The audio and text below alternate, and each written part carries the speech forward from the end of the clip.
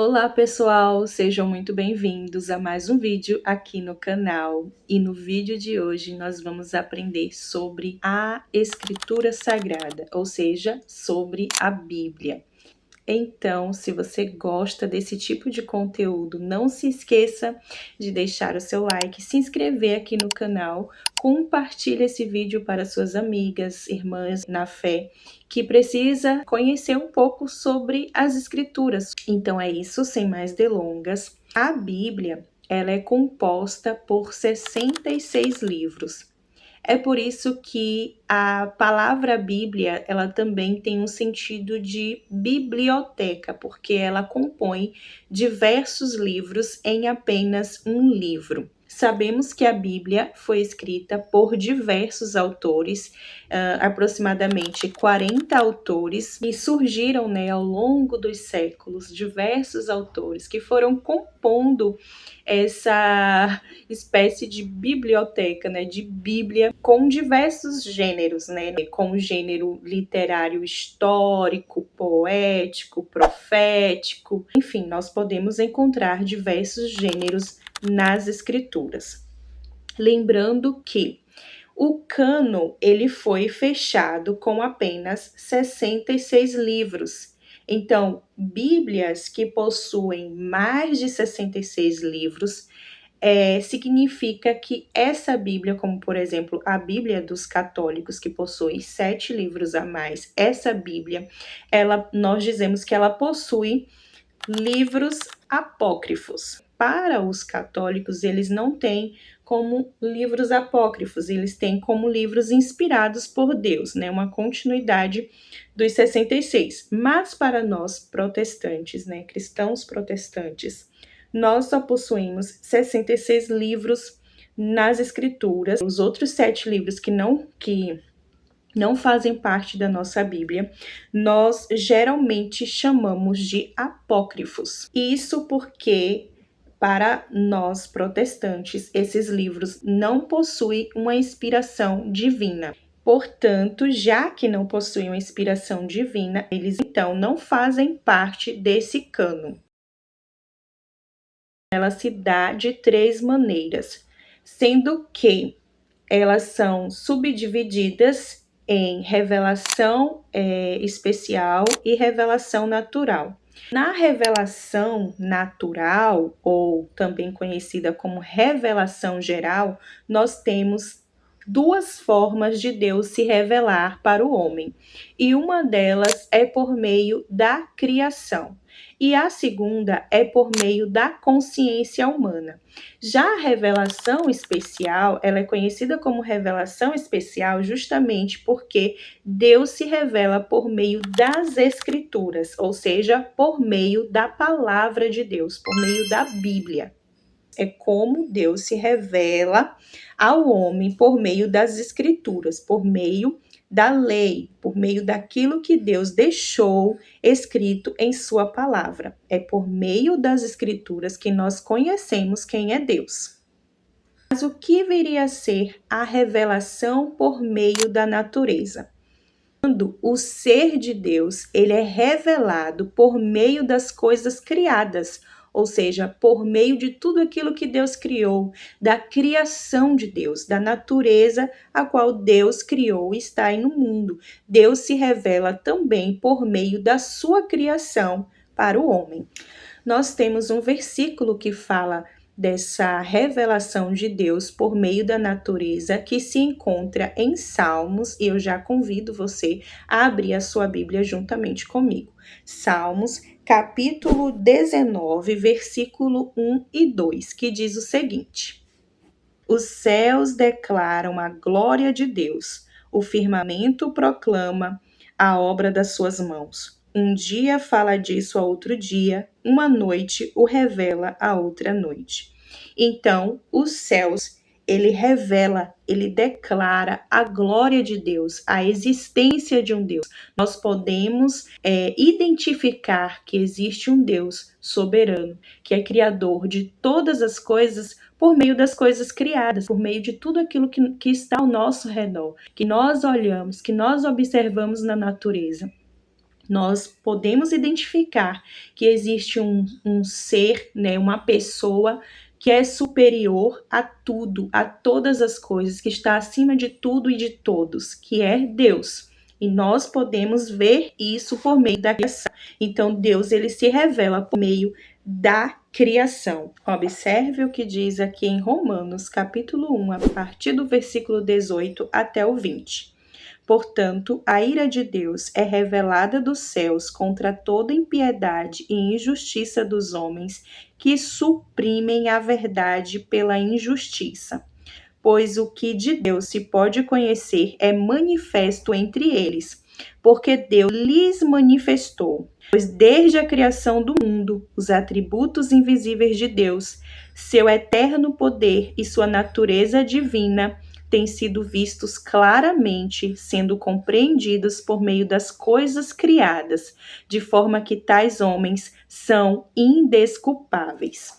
Então, o que esse versículo quer dizer? Que desde a fundação do mundo, Deus, ele se revela para o homem por meio das coisas criadas. Ou seja, está tudo perante os nossos olhos, diante dos nossos olhos, a verdade de que existe um Deus que é poderoso, que é sobre todas as coisas, né? Os atributos incomunicáveis de Deus, eles são notáveis, são perceptíveis de sua criação. E aqui fala também, né, no término do versículo, que de forma que tais homens são indesculpáveis, ou seja, pelo simples fato de Deus ele se revelar por meio de sua criação, o homem ele passa a ser indesculpáveis diante de Deus, né? Os homens passam a ser indesculpáveis diante de Deus. Então, naquele grande dia, ninguém vai poder dizer que não sabia, que não conhecia, que não foi, que Deus não havia se revelado para ele, porque na verdade uma das formas de Deus se revelar é por meio da sua criação, é por meio das coisas criadas. Então, os homens, né, todos nós, passamos a ser indesculpáveis diante de Deus. Significa dizer que aquelas pessoas que dizem não crer que Deus existe, ela é indesculpável diante de Deus. Deus está se revelando por meio das coisas criadas. Deus se revela para o homem por meio da sua criação. Se ele rejeita, não foi porque Deus não se revelou. Então, ele é um ser indesculpável, né? Perante Deus, ele é indesculpável. Apesar de Deus se revelar por meio das coisas criadas, ou seja, por meio da criação, para a teologia reformada, a única fonte confiável para se obter o conhecimento de Deus é por meio das Escrituras. Então, por mais que a criação revele, né, a glória de Deus, nós só obteremos um conhecimento um pouco mais a fundo de Deus. Claro que nós não conheceremos Deus na sua forma absoluta, por completo, né? Deus é uma fonte inesgotável, mas por meio das Escrituras é que nós entendemos quem é Deus, o propósito da redenção, o sentido de tudo está nas Escrituras, está na palavra de Deus. Então, para a teologia reformada, a única fonte confiável para se obter o conhecimento de Deus, de Cristo, é as Escrituras. Ou seja, é na Bíblia que nós encontramos informações sobre Deus, informações sobre quem é Deus, quem é a pessoa de Deus, né? Do Senhor Jesus Cristo e do plano de redenção. Quando nós pegamos a palavra, quando nós pegamos a Bíblia, de Gênesis a Apocalipse, nós vamos entender esse plano desde a criação, desde a queda, desde a redenção. Tudo vai passar a fazer sentido quando nós abrimos as Escrituras, estudamos a palavra de Deus, é que nós conhecemos de fato quem é Deus.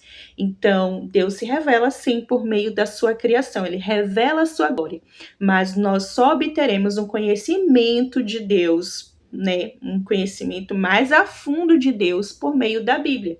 Até porque as pessoas também podem se enganar com a natureza e achar que a natureza é Deus, quando na verdade Deus se revela por meio da natureza, mas a natureza não é Deus. Nós entendemos que as escrituras que ela tem a revelação final. Ela possui a revelação mais segura de quem é Deus. Se você quer conhecer a Deus, você precisa examinar a palavra de Deus. Nós iremos obter um conhecimento sólido acerca de Deus.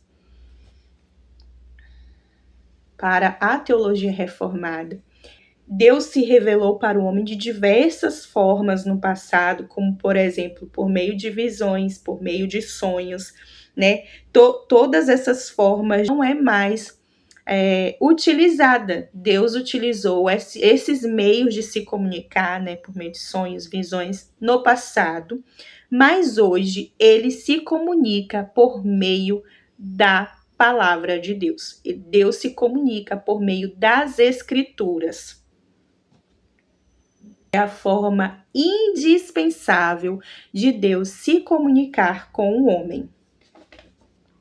É importante lembrar que as escrituras, ele compõe todos os livros da Bíblia, tá? Não é só o Novo Testamento, é o Antigo Testamento e o Novo Testamento também.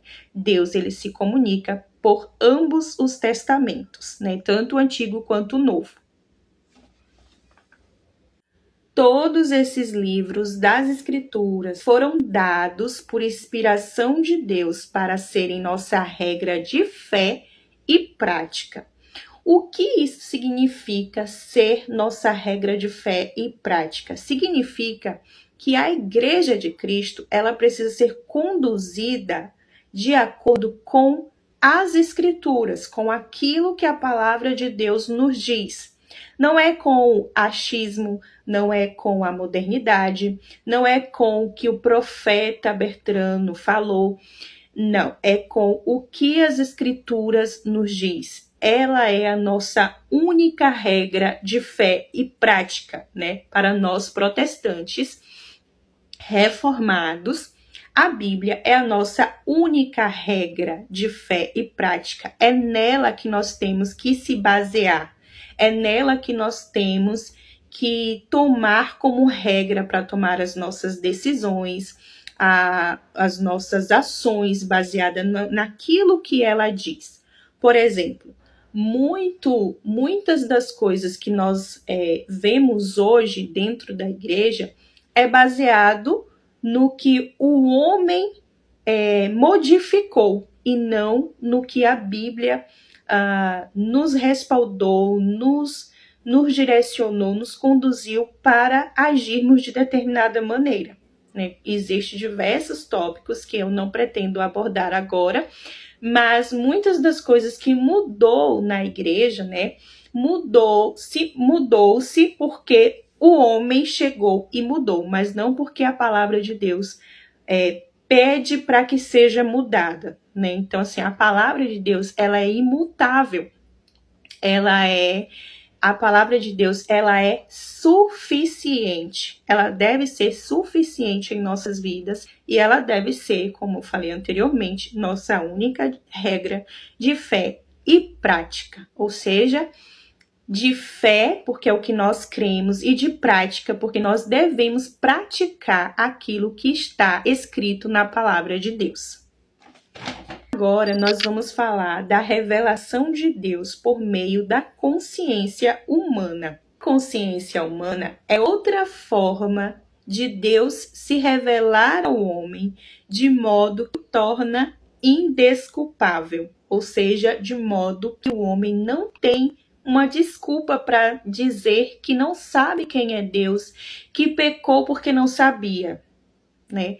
Porque além da revelação por meio das coisas criadas, existe também a revelação de Deus por meio da consciência humana.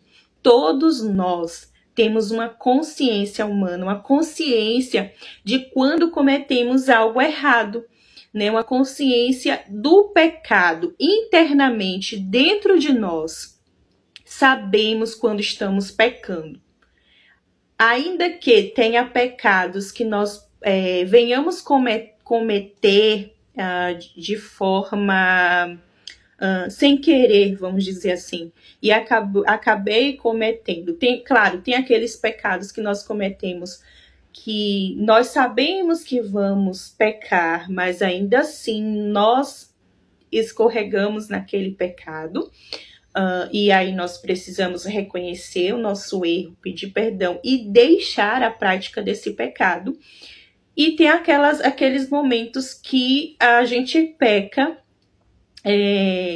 não intencionalmente, digamos assim, não temos a intenção de pecar em determinada situação, mas acabamos pecando.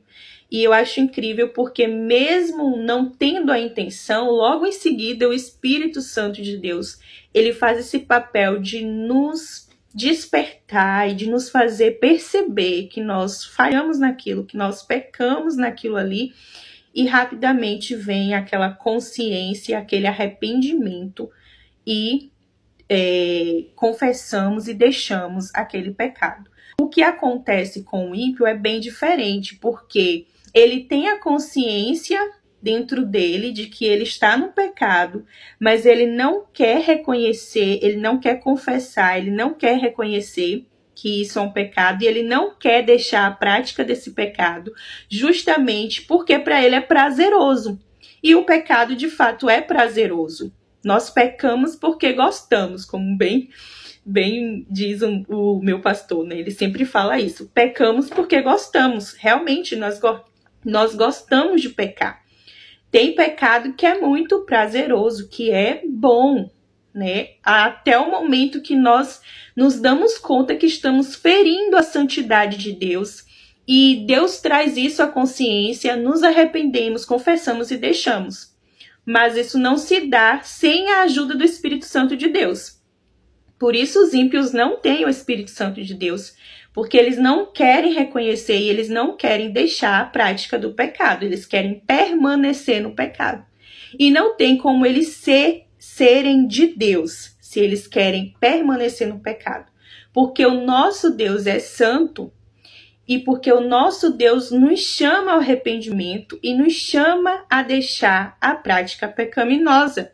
Em todas as escrituras, o Senhor está a todo tempo nos orientando, nos chamando ao arrependimento, à conversão, né, à confissão e a deixar totalmente o pecado. E isso significa que é possível, ainda que tenha pecados que sejam difíceis de abandoná-los, mas não significa que seja impossível, porque o Espírito Santo que nos ajuda, né, nos ajuda nesse papel de santificação. Ele nos ajuda a abandonar aquele pecado e nos tornarmos puros, limpos de novo, né?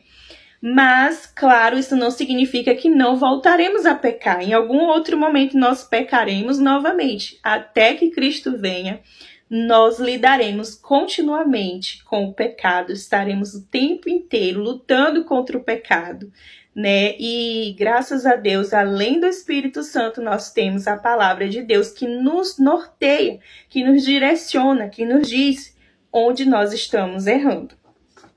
É importante dizer que a revelação de Deus por meio da natureza e por meio da consciência humana não nos traz uma revelação de salvação. Então, as revelações naturais de Deus, sejam aquelas por meio da criação ou por meio da consciência ou por meio da consciência humana, porque todos nós temos, né, a consciência humana, elas não são uma revelação que proporciona salvação, ou seja, elas não trazem aquela revelação que pode salvar o homem da condenação e da culpa do pecado. e da situação de corrupção em que ele se encontra. Afinal de contas, é por meio das escrituras, né? Me fez lembrar aquele versículo que diz: como ouvirão se não há quem pregue? Como pregar se ninguém estiver disposto a ir? Então, assim, é preciso de um meio de comunicação de uma pessoa para pregar as escrituras, né? E por isso Deus nos chamou, ide por todo mundo, pregai o evangelho a toda criatura, né? Então, nós somos chamados, convocados pelo Senhor para anunciarmos as boas novas do Evangelho para as almas perdidas, né? Para aquelas pessoas que estão distantes de Deus.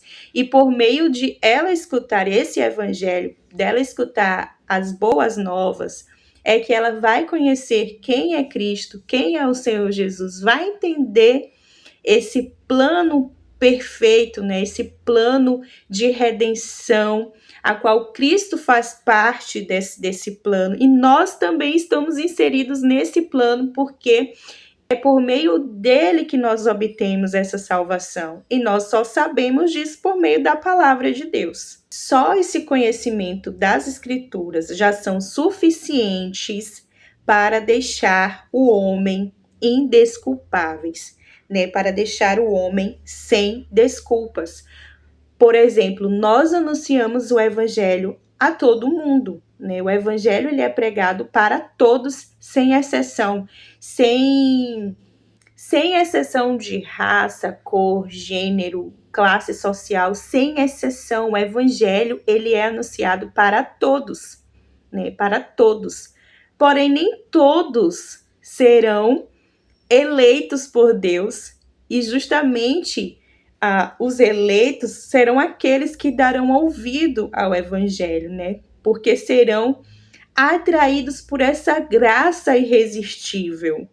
E essa é a evidência de que você é salvo, porque você ouviu a voz do pastor e você deu ouvido ao chamado dele, né? E você não resistiu a esse chamado, você foi atraído por ele. Então nós somos eleitos de Cristo. Desse modo, todo ser humano, ele possui um conhecimento de Deus por meio da revelação natural, porque Deus se revela por meio da natureza e se revela também por meio da consciência humana. Por meio da consciência humana, que trata-se da lei de Deus no coração do homem. É aquela consciência interna de que você está fora do caminho. Aquela consciência de que você precisa de Deus, né? E aí, porém, a salvação, ela vem de fato no conhecimento de quem é esse Deus. E esse conhecimento se obtém por meio das Escrituras. E é daí que nós vamos entrar no último tópico, que é Deus se revela por meio das Escrituras, ou seja, por meio de sua palavra. Deus, ele decidiu se revelar de modo especial, é por isso que é chamado de revelação especial. Ele decidiu se revelar por meio das Escrituras sagradas, e isso é uma revelação especial, é Deus se revelando para o homem por meio da Bíblia, por meio da palavra de Deus. Um dos propósitos desses escritos é revelar a vontade de Deus, né? Qual é a vontade de Deus? Nós iremos entender a vontade do Senhor por meio das Escrituras. Ele vai revelar sua vontade por meio da palavra. Por exemplo, nós entendemos que era necessário que Cristo viesse morrer pelos seus, né, pelos eleitos dele, e isso nós encontramos aonde? Nas Escrituras. Era necessário que após a queda houvesse um sacrifício de sangue. Nós entendemos isso, ou seja, a vontade de Deus. Para satisfazer a vontade de Deus, era necessário que o sangue fosse derramado. Então, nós adquirimos esse conhecimento onde? Nas Escrituras. É por meio das Escrituras que nós entendemos qual é a vontade de Deus. As suas promessas e bênçãos é por meio dela. As promessas de retorno, de que Cristo voltará, irá arrebatar a sua igreja, irá buscar a sua igreja, tudo aqui. Qual é a sua vontade? Qual é as suas bênçãos? Qual é as suas promessas? As promessas de Deus estão todas registradas nesse livro chamado Bíblia Sagrada. E também as realidades espirituais e eternas. Ou seja, nós só sabemos que existe eternidade porque as Escrituras deixam isso muito bem claro, né? Por meio das Escrituras nós entendemos que somos eternos, ou seja, que nós passaremos a eternidade ou com Cristo ou passaremos, eu não, né? Os ímpios passarão a eternidade no inferno, né? Onde haverá choro e ranger de dentes, como diz as Escrituras. Deus preservou as Escrituras, né, ao longo dos anos, dos séculos. Eram em forma de cópias manuscritas, e no século XV ocorre a impressão da Bíblia, onde hoje todos nós podemos ter acesso. Bem verdade que existe aí países que têm, né, uma certa restrição, mas ainda assim é possível ter a palavra de Deus nas mãos com facilidade. Então, para finalizarmos essa parte, né, de revelação de Deus por meio das Escrituras, é importante dizer que Deus ele se revelou de diferentes modos em diferentes épocas. E assim, vários autores, no decorrer de muitas gerações, de diversos lugares, eles foram movidos pelo Espírito de Deus para escrever a Bíblia. Eles foram registrando por escrito tudo aquilo que Deus ele queria comunicar ao seu povo. Foram registrando por escrito seus sonhos, suas visões, que era a forma que Deus utilizava para se comunicar, né, em outros períodos no tempo e circunstâncias.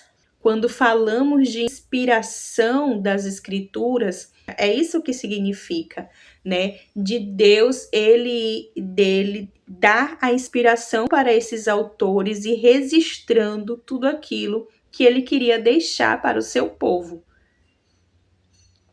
Havia uma ação do Espírito Santo na mente dos autores para que eles registrassem aquilo que Deus ele queria deixar registrado para nós, que nós conhecêssemos quem é esse Deus. Deus, ele então trouxe essa inspiração, ele tocou na mente desses diversos autores, né, como por exemplo Paulo, Moisés, que escreveu o Pentateuco logo no início, né, da Bíblia. Nós vemos ali o Pentateuco, os 5 livros escritos por Moisés.